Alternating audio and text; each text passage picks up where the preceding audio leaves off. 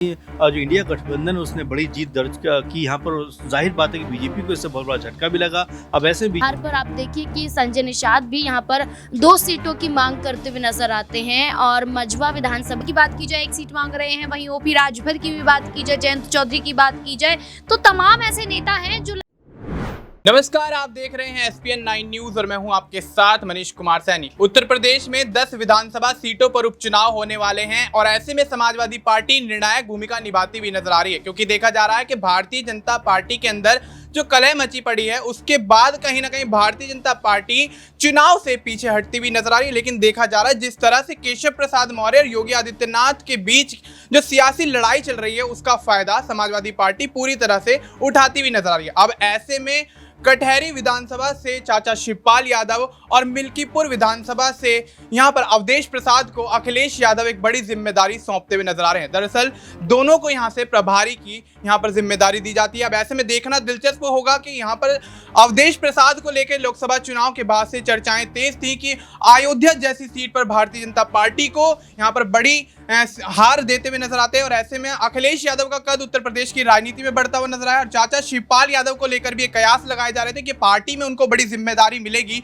या फिर नहीं। अब यहां पर तमाम न्यूज रूम के सहयोगियों से सवाल लेंगे और जानने की कोशिश करेंगे अखिलेश यादव की आगे की रणनीति क्या भारतीय जनता पार्टी को ध्वस्त करती हुई नजर आएंगी या नहीं। सबसे पहला सवाल लेंगे अमन सर से। अमन सर, क्या कुछ लगता है जिस तरह से चाचा शिवपाल यादव को कटहरी और यहाँ पर अवधेश प्रसाद को मिल्कीपुर से यहाँ पर प्रभारी घोषित करते हुए नजर आ रहे हैं अखिलेश यादव, तो अब आने वाले समय में क्या भारतीय जनता पार्टी को करारी शिकस्त देते हुए नजर आएंगे और ऐसे में भारतीय जनता पार्टी के अंदरूनी कलह क्या अब दोबारा से और बढ़ती हुई नजर आएगी? देखिए, कटहरी और मिल्कीपुर दोनों ही जगह पर यानी कि बीजेपी के नज़रिए से अगर बात करें तो वहाँ पर योगी आदित्यनाथ खुद चीज़ों को देख रहे हैं। इसीलिए यहाँ पर सपा ने इतना बड़ा कदम उठाया कि शिवपाल यादव और अवधेश प्रसाद को एक तरीके से प्रभारी का पद दिया है कि भाई आप देखिए, समझिए, जानिए किस तरह इन सीटों के ऊपर जीत दर्ज करनी है और किस तरह से इन सीटों के ऊपर एक बार फिर सपा का जो कह सकते हैं झंडा है वो लहराना है। तो इसलिए इन कह सकते हैं बड़े नेताओं को जिम्मेदारी दी गई और जाहिर बात है कि उत्तर प्रदेश में जिन भी 10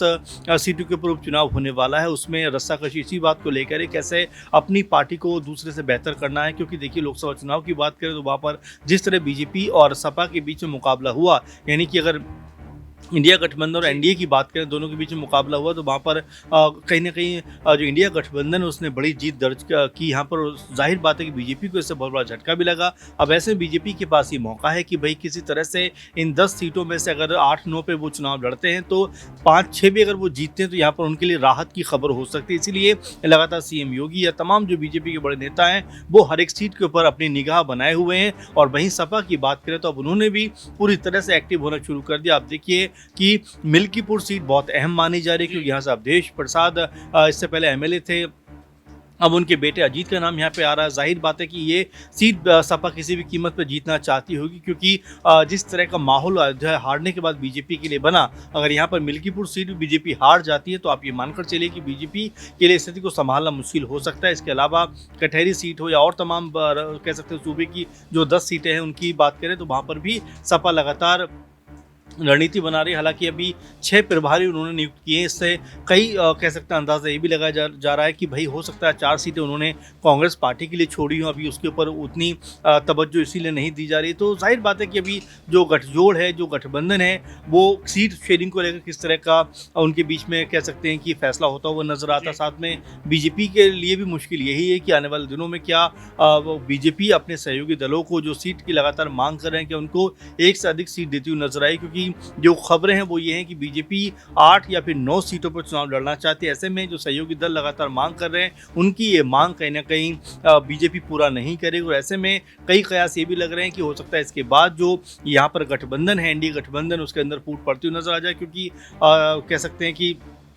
संजय निषाद 2 सीट मांग रहे हैं, जयंत चौधरी 3 सीटें मांग रहे हैं, इसके अलावा अनुप्रिया पटेल भी 1 सीट की मांग कर रही हैं, ओपी राजभर भी 1 सीट मांग रहे हैं। तो जाहिर बात है कि सहयोगी दल कहीं ना कहीं बीजेपी के ऊपर दबाव बना रहे हैं। तो ऐसे में अपने आप में ये देखना अब दिलचस्प होने वाला है कि बीजेपी इन जो लगातार मांगे उठ रही हैं उनके ऊपर क्या कहती हुई नजर आती है और आखिरकार बीजेपी कितनी सीटों पर चुनाव लड़ती हुई दिखाई पड़ेगी। जी बिल्कुल, तो अब ऐसे में देखना दिलचस्प होगा कि भारतीय जनता पार्टी इन 10 उपचुनाव वाली सीटों में से कितनी सीटों पर चुनाव लड़ती हुई नजर आएगी, क्योंकि जिस तरह से एनडीए के सहयोगी दल यहाँ सीटों की मांग करते हुए नजर आ रहे हैं। तो ऐसे में भारतीय जनता पार्टी अपने पास कितनी सीटें रखेगी, एक बड़ा सवाल यहाँ पर निकल कर आता है। ऐसे में नाजमीन से सवाल लेंगे। नाजमीन, क्या कुछ लगता है, जिस तरह से यहाँ पर ओपी राजभर एक सीट की मांग कर देते हैं, अनुप्रिया पटेल एक सीट की मांग करती है, जयंत चौधरी 3 सीटों की मांग करते हुए नजर आते हैं, तो क्या भारतीय जनता पार्टी अपने सहयोगी दलों को सीटें बांटने के बाद अपने पास भी कुछ रख पाएगी या फिर नहीं, या फिर सभी सीटें यहाँ पर भारतीय जनता पार्टी अपने पास रखेगी और एनडीए के समर्थित दल यहाँ पर बगावत करते हुए नजर आएंगे? देखिए मनीष, साफ तौर पर जाहिर होता हुआ नजर आ रहा है कि जब आरएलडी के तहत जयंत चौधरी 3 सीटों की मांग करते हुए नजर आए, जिसमें से अगर हम बात करें तो मीरापुर विधानसभा सीट तो उनकी ही जिताऊ सीट यहाँ पर दिखाई देती है, लेकिन उसके बावजूद भी एनडीए के सहयोगी दल होने के नाते उन्हें भारतीय जनता पार्टी के सामने मांग करनी पड़ती है। और इसी आधार पर आप देखिए कि संजय निषाद भी यहाँ पर 2 सीटों की मांग करते हुए नजर आते हैं और मझवा विधानसभा सीट तो खुद संजय निषाद के खाते में आती है। लेकिन भारतीय जनता पार्टी के तहत ये देखा जा रहा है कि वो कुल मिलाकर 9 विधानसभा सीटों पर चुनाव लड़ती हुई नजर आई। कुल मिलाकर देखा जाए तो 10 विधानसभा सीटें हैं जिन पर उपचुनाव होना है। 9 पर अगर खुद भारतीय जनता पार्टी चुनाव लड़ेगी तो यानी कि 1 सीट यहाँ पर वो जयंत चौधरी को देती हुई नजर आ सकती है, वो भी मीरापुर विधानसभा सीट होगी। और इसी के तहत अगर देखा जाए तो आरएलडी के कई नेता सामने आते हैं जो दावा करते हैं कि मीरापुर विधानसभा सीट पर अब उनकी ही पार्टी की जीत होगी, लेकिन अभी औपचारिक रूप से ऐलान कुछ नहीं किया गया है। प्रभारी यहाँ पर उतारे जा रहे हैं, जहाँ पर केशव प्रसाद मौर्य को जिम्मेदारी दे दी जाती है फूलपुर और मझवा विधानसभा सीट की, जहाँ सीएम योगी आदित्यनाथ को जिम्मेदारी दे दी जाती है कटहरी और मिल्कीपुर विधानसभा सीट की। तो वहीं समाजवादी पार्टी भी जिम्मेदारियां दे रही है, लेकिन भारतीय जनता पार्टी लोकसभा चुनाव के बाद इन उपचुनावों में उभरती हुई नजर आ सकती थी। सहयोगी दलों के साथ मिलकर चुनाव लड़कर जीत भी हासिल कर सकती थी, लेकिन जिस तरीके की यहाँ पर फैसले भारतीय जनता पार्टी के तहत लिए जा रहे हैं कि वो खुद 9 की 9 सीटों पर चुनाव लड़ेंगी, जबकि 10 में से अगर हम बात करें तो 3 ही सीट उनके खाते की हैं। उसके बावजूद भी भारतीय जनता पार्टी का इस तरीके का बयान देना या इस तरीके की खबरें सामने आना ये दर्शाता है कि वाकई ये बयान कहीं ना कहीं एनडीए में फूट भी डाल सकता है। जी बिल्कुल। तो वैसे में भारतीय जनता पार्टी का ये बयान सामने आना कहीं ना कहीं एनडीए के समर्थित दलों में फूट डाल सकता है, और अगर यहाँ फूट पड़ती है तो क्या अखिलेश यादव उसका फायदा उठाते हुए नजर आएंगे? ऐसे में अगला सवाल यहाँ पर हमारा शालिनी से रहेगा। शालिनी, क्या कुछ लगता है, जिस तरह से एनडीए के समर्थित दल सीटों की मांग करते हुए नजर आ रहे हैं, भारतीय जनता पार्टी अपनी स्थिति को बचाने के लिए क्या उत्तर प्रदेश में इन सीटों की मांग को पूरा करती हुई नजर आएगी, और क्या यहाँ पर भारतीय जनता पार्टी वापसी करती हुई नजर आएगी उपचुनाव वाली सीटों के माध्यम से? भारतीय जनता पार्टी की जो मुश्किलें हैं वो लगातार बढ़ ही रही हैं, कम होने का नाम नहीं ले रही मनीष, क्योंकि जो सहयोगी दल हैं वो लगातार सीटों की मांग कर रहे हैं। अब 10 सीटें हैं, 10 सीटों में कई सहयोगी दल, अनुप्रिया पटेल की बात की जाए 1 सीट मांग रहे हैं, वहीं ओपी राजभर की भी बात की जाए, जयंत चौधरी की बात की जाए, तो तमाम ऐसे नेता हैं जो लगातार यहाँ पर 2 से 3 सीटों की मांग कर रहे हैं। ऐसे में भारतीय जनता पार्टी अपने सहयोगी दलों पर विश्वास जताना चाहती भी है या जताएगी भी, ये भी बड़ा सवाल खड़ा हो जाता है। वहीं बात सामने ये भी आ रही है कि भारतीय जनता पार्टी 9 सीटें अपने खाते में रखेगी, 1 सीट जयंत चौधरी को दे सकती है। तो अगर ऐसे में भारतीय जनता पार्टी 9 सीटें अपने खाते में रखती भी है और 1 सीट जयंत चौधरी को दे देती है,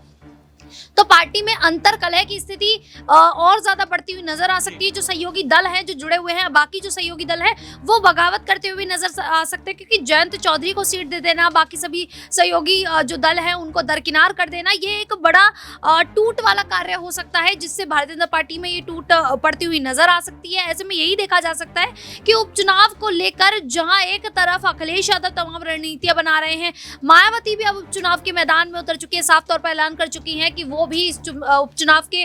जो मैदान है उसमें उतरेंगी, अपने उम्मीदवारों को उतारेंगी। लगातार कुछ नाम भी अब सामने आ रहे हैं, लेकिन भारतीय जनता पार्टी अभी तक अपनी ही जो अंतर्कलह है उसको सुलझा नहीं पा रही है। ऐसे में भारतीय जनता पार्टी को इस उपचुनाव में काफी ज्यादा नुकसान झेलना पड़ सकता है मनीष। जी बिल्कुल। तो ऐसे में भारतीय जनता पार्टी को यहाँ पर नुकसान झेलने की संभावनाएं जताई जा रही हैं। अब देखना दिलचस्प होगा कि 10 विधानसभा सीटें जो उपचुनाव वाली हैं उसमें भारतीय जनता पार्टी किस तरह से निर्णय लेती है, क्या भारतीय जनता पार्टी का निर्णय यहाँ पर एनडीए के समर्थित दलों को पसंद आता है, और अगर नहीं आता है तो क्या वाकई यहाँ पर एनडीए के समर्थित दल उपचुनाव में भारतीय जनता पार्टी का खेल बिगाड़ेंगे, और अगर यहाँ पर भारतीय जनता पार्टी का खेल बिगड़ भी जाता है तो क्या एनडीए के समर्थित दल इंडिया गठबंधन का रुख करते हुए नजर आएंगे या फिर नहीं। फिलहाल के लिए इतना ही। देश और दुनिया से जुड़ी तमाम जानकारी के लिए आप देखते रहिए SPN9 न्यूज।